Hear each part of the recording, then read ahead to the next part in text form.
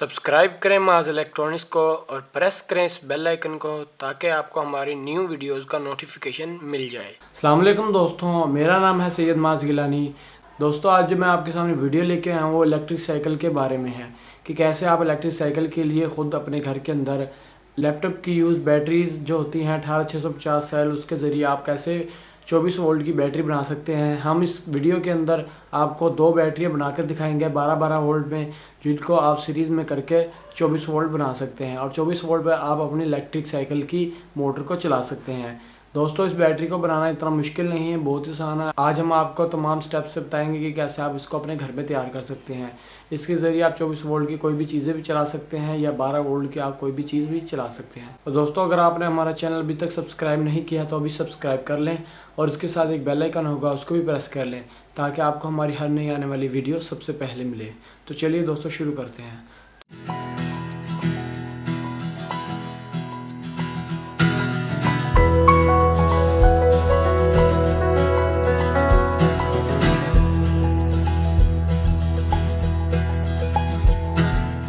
तो लीजिए दोस्तों, इलेक्ट्रिक साइकिल की बैटरी तैयार करने के लिए हमें जिस सामान की ज़रूरत है वो मैं आपको बता देता हूँ।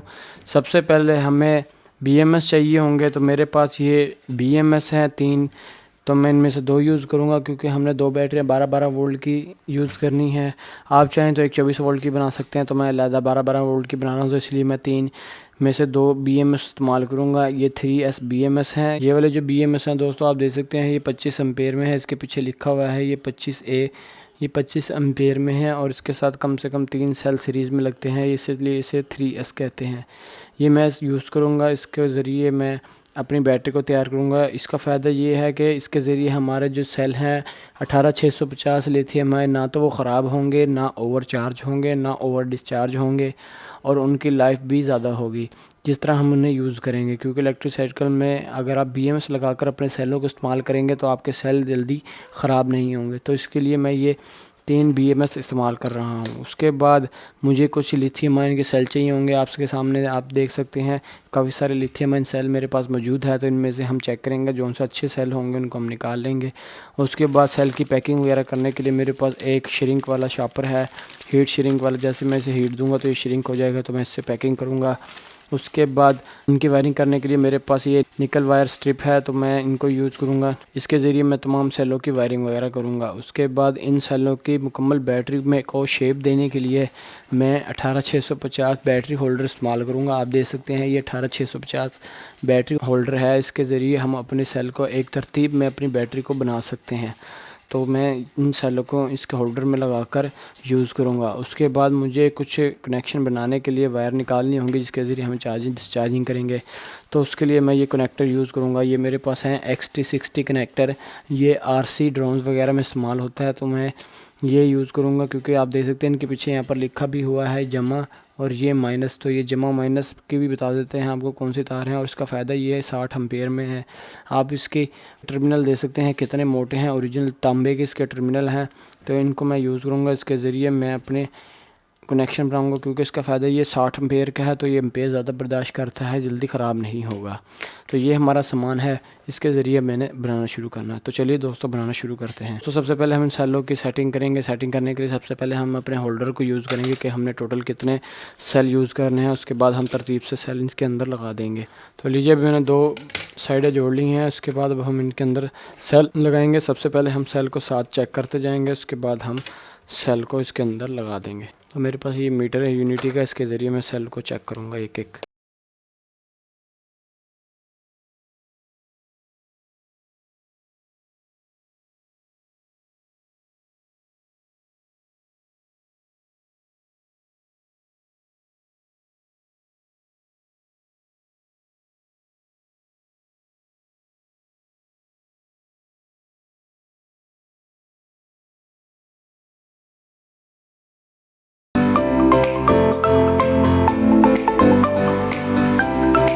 तो लीजिए, आप देख सकते हैं सारे के सारे सेल हमने चेक कर लिए हैं। सारे के सारे सेल ओके हैं। जो ख़राब सेल थे इनमें वो हमने अलहदा कर दिए हैं।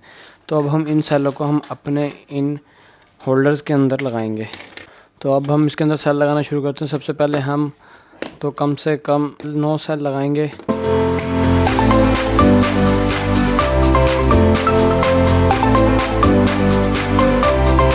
ये 9 सेल मैंने ऊपर की तरफ लगा दिए हैं, सारी जमा इनके ऊपर की तरफ है। अब 9 सेल मैं उल्टे लगाऊंगा क्योंकि हमने सीरीज़ में कनेक्शन करनी है, इसलिए हम इसको भी मैं उल्टा लगा दूंगा।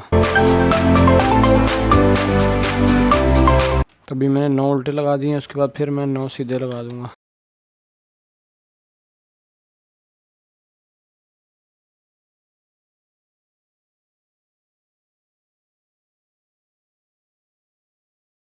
तो लीजिए मैंने 9 सेल सीधे भी लगा लिए हैं। उसके बाद मैं 3 सेल यहाँ पर लगाऊंगा सीधे, 3 सेल यहाँ पे लगाऊंगा उल्टे, उसके बाद 3 सेल यहाँ पर सीधे, उसके बाद 3 लगाऊंगा उल्टे, उसके बाद फिर लगाऊंगा 3 सीधे। उसके बाद हम इन तीनों का आपस में कनेक्शन कर देंगे। इन सारे 27 के 27 सेलों का अलहदा कनेक्शन कर देंगे।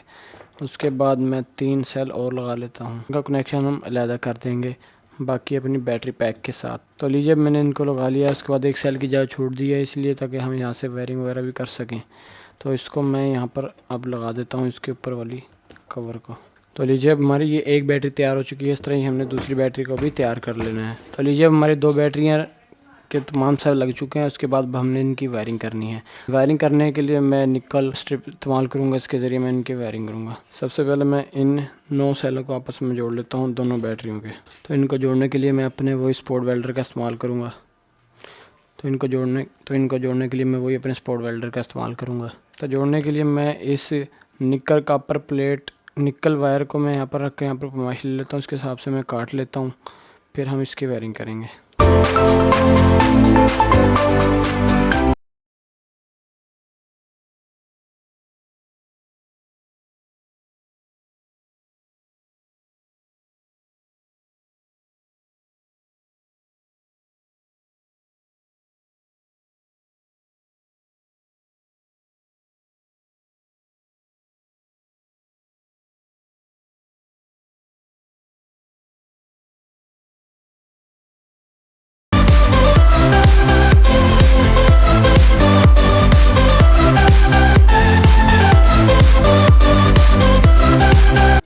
तो लीजिए दोस्तों, अब आप देख सकते हैं हमने अब इसके अंदर यूं पैरेलल में तमाम इसकी निकल स्ट्रिप्स लगा चुके हैं, क्योंकि हम इसका कनेक्शन बाद में करेंगे।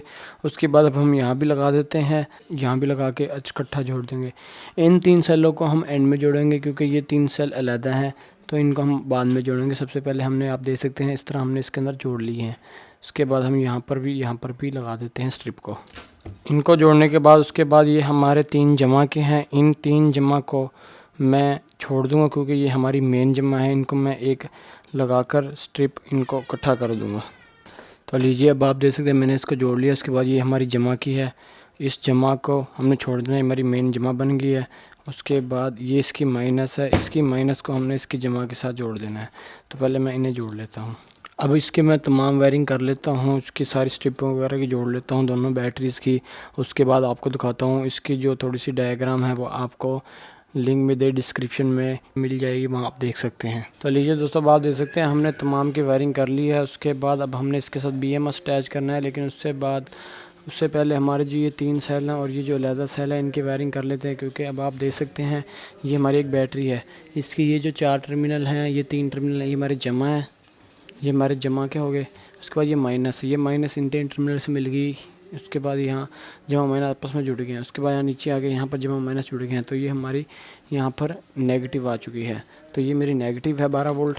तो अभी मैं आपको मीटर पे चेक करवाता हूँ। ये मैंने नेगेटिव पे लगा दी है, उसके बाद वहाँ मैं जमा पे लगा देता हूँ। तो अब आप देख सकते हैं 9.9 वोल्ट आ रहे हैं। अभी हमारी बैटरी फुल चार्ज नहीं है, जैसे फुल चार्ज होगी ये 12 तक पहुँच जाएंगे। तो उसके बाद हमारे ये 3 सेल हैं और उसके बाद कुछ ये हमारे 3 सेल हैं, इनको हमने जोड़ लेना है। तो ये नेगेटिव है, इस नेगेटिव को मैं इसके साथ यहाँ जंपर कर देता हूँ। तो लीजिए मैंने इसको नेगेटिव के साथ जोड़ दिया। उसके बाद ये हमारा मिड वाला पॉइंट है, तो इसको मैं यहाँ मिड वाले पॉइंट के साथ जंपर कर दूँगा। तो लीजिए इसका दरमियान हमने इसके साथ जोड़ दिया। उसके बाद हमारी जमा का टर्मिनल रहता है, तो आप देख सकते हैं ये मेरे जमा का टर्मिनल है, तो इसको भी मैंने यहाँ पर जमा के साथ जंपर कर देता हूँ। तो लीजिए अब हमने जोड़ लिया। उसके बाद ये थोड़ा सा जंपर रहता है दरमियान में इनको जोड़ने के लिए, तो इसके लिए भी मैं यहाँ पर एक थोड़ा सा वायर स्ट्रिप लगा देता हूँ ताकि ये दरमियान में जंपर बन जाए।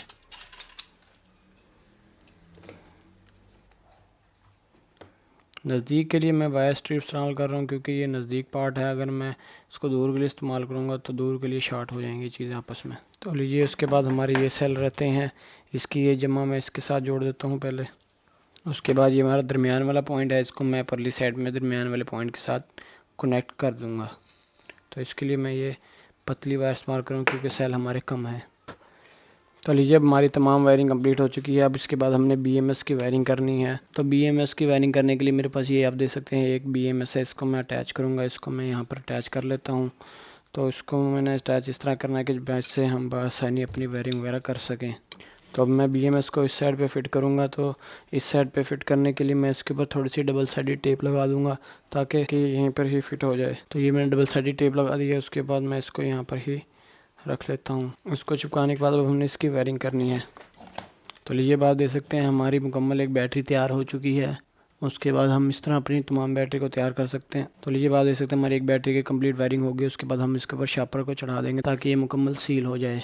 तो मेरे पास ये शापर है, इसको मैं इसके अंदर लगा देता चढ़ा देता हूँ। शापर चढ़ाने के बाद इसको मैं हेयर ड्रायर से हीट करके इसको मुकम्मल श्रिंक कर दूँगा।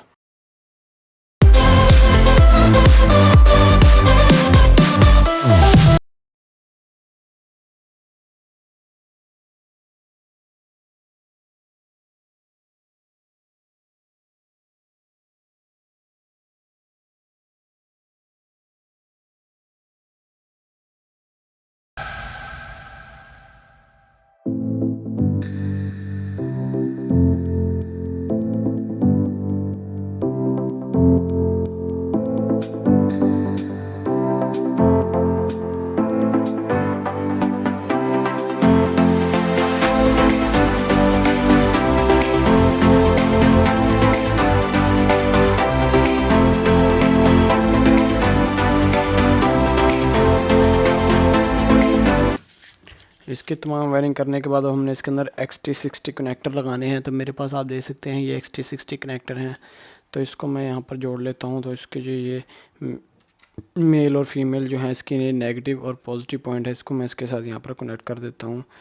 तो लीजिए आप देख सकते हैं मैंने अच्छी तरह इसके ऊपर डबल शापर कर दिया ताकि मजबूत हो जाए। उसके बाद मैंने इसके XT कनेक्टर को नीचे की तरफ फिट कर दिया है क्योंकि ऊपर की फिट करने से सही मजबूती नहीं आ रही थी। तो उसके बाद मैंने इसे नीचे की तरफ फिट कर दिया। आप देख सकते हैं इस तरह अब हमने अपनी एक बैटरी को तैयार कर लिया है। उसके बाद हम इसके वोल्टेज चेक करते हैं कि आया इसके वोल्ट कितने हैं। तो इसके लिए मैं अपने मीटर का इस्तेमाल करूँगा। तो मैं इन XT60 कनेक्टर के साथ मैं अपने मीटर के प्रॉब को लगा देता हूँ। तो जैसे मैंने लगाया आप देख सकते हैं इसमें 10.3 वोल्ट आ रहे हैं। अभी ये फुल चार्ज नहीं है, जैसे फुल होगी तो ये 11 कुछ वोल्ट तक जाएगी, 12 तक। तो इसे हम चार्जिंग पे लगा देंगे। लेकिन उससे पहले हम अपनी जो दूसरी बैटरी है उसको भी रेडी कर लेते हैं। इस तरह इन दोनों को हम रेडी कर लेते हैं। उसके बाद हम इन दोनों को लहदा चार्जिंग लगा के चेक करेंगे।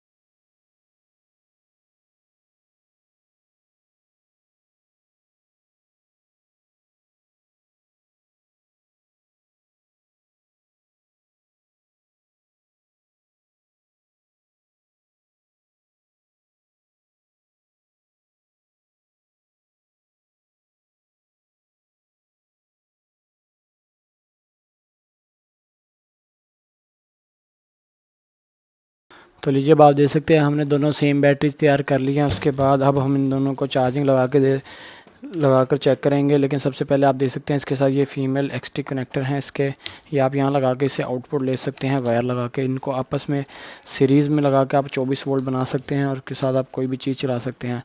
तो सबसे पहले मैं आपको इसके साथ पहले मोटर चला के दिखाता हूँ 24 वोल्ट वाली। तो ये आप देख सकते हैं ये मेरे पास एक मोटर है, मैं इसको कनेक्ट करूँगा। सबसे पहले मैं आपको एक बैटरी के साथ लगा के चेक करवाता हूँ। तो आप देख सकते हैं एक बैटरी के साथ हमारी मोटर चलने लग गई है। उसके बाद दूसरी से चेक करवाता हूँ, ये दूसरी के साथ चल गया। उसके बाद मैं दोनों बैटरी के साथ आपको कनेक्ट करके चेक करवाता हूँ। अभी आप देख सकते हैं कितना इसने लोड लिया और ये उल्टी हो गई है। तो अब आप देख सकते हैं 24 वोल्ट पे चल रहा है बेहतरीन तरीके से। ये मैंने ब्लैक वायर लगा के इसे सीरीज़ बना दिया है। तो इस तरह आप अपने घर के अंदर इलेक्ट्रिक साइकिल बनाने के लिए उसकी बैटरी खुद तैयार कर सकते हैं। आपको अलहदा परचेज़ करने की कोई ज़रूरत नहीं है। इसके बाद मैं अब आपको इसको चार्जिंग करके चेक करवाता हूँ। तो दोस्तों चेकिंग करने के लिए मेरे पास ये IMAX B6 का लिपो बैलेंस चार्जर है, इसके ज़रिए मैं चेक करूँगा। सबसे पहले दोस्तों मैं अपने इस चार्जर को ऑन कर लेता हूँ। तो लीजिए अब हमारा चार्जर ऑन हो चुका है। उसके बाद मैं इसकी सेटिंग करूँगा। सबसे पहले मैं इसको बैटरी की टाइप सेलेक्ट कर लेता हूँ। हम इसको लिथियम आयन पे चार्ज नहीं करेंगे क्योंकि उसके लिए हमें यहाँ पर ग्रिप लगाने पड़ेंगे। हम इसको अपने PB बैटरी यानी कि लेड बैटरी पे ही चार्ज करेंगे। हम इस पे यहाँ पर वोल्टेज और एम्पेयर सेलेक्ट कर लेते हैं। उसके बाद एम्पेयर मैं 3 ही रखूँगा, वोल्ट मैं इसको 12 रखूँगा। 10 नहीं रखना, 10 पे ये चार्ज नहीं होगा फुल, ये 12 पे चार्ज होगा। 6P आप देख सकते हैं 12 वोल्ट 6P। इसके बाद मैं इसको कनेक्ट करता हूँ, उसके बाद चार्जिंग इसकी शुरू हो जाएगी। तो मैंने इसको जोड़ दिया। उसके बाद मैं इंटर का बटन दबा देता हूँ। बैटरी चेक हो रही है और ये हमारी चार्जिंग होना शुरू हो गई है। उसके बाद आप यहाँ पर देख सकते हैं ये 3 एम्पेयर ले रहा है, 10.42 वोल्ट्स हैं। तो इनके ऊपर ये हमारी बैटरी चार्ज हो रही है। उसके बाद जैसे बैटरी फुल हो जाएगी तो यहाँ चार्जिंग की जगह फुल लिखा आ जाएगा। तो इस तरह आप अपने बैटरीज़ को इसके ज़रिए चार्ज वगैरह कर सकते हैं और अपने घर के अंदर इस तरह की बैटरी बना सकते हैं। तो दोस्तों इसको बनाना बहुत मुश्किल नहीं है, बहुत ही आसान है। उम्मीद करता हूँ कि आपको हमारी वीडियो पसंद आई होगी। हमारे चैनल माज इलेक्ट्रॉनिक्स को ज़रूर सब्सक्राइब करें, लाइक करें, शेयर करें ताकि आपको इस तरह की एक्साइटिंग वीडियो देखने को मिलती रहें। दोस्तों हमारी वीडियो देखने का बहुत शुक्रिया। अल्लाह हाफिज़।